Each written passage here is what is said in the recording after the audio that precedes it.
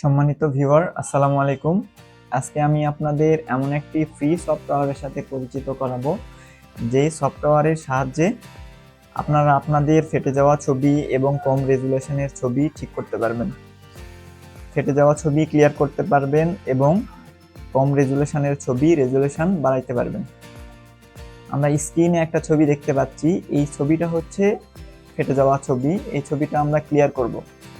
ছবিটার রেজুলেশন কম আছে এবং ছবিটার রেজুলেশনটা বৃদ্ধি করব।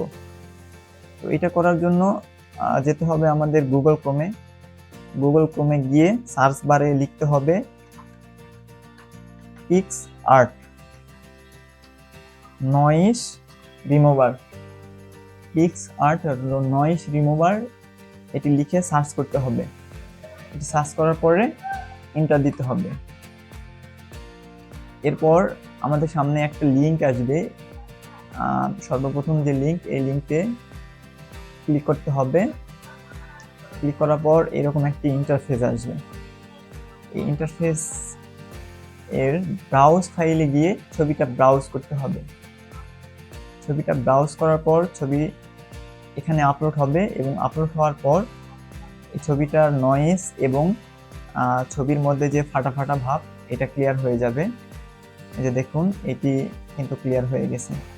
এখন এটিকে ডাউনলোড করে স্টোরেজে সেভ করা যাবে। তো সহজেই এইভাবে ছবি, ফেটে যাওয়া ছবি ঠিক করা যায় এই অ্যাপসের মাধ্যমে। আপনারা এটা করতে পারবেন।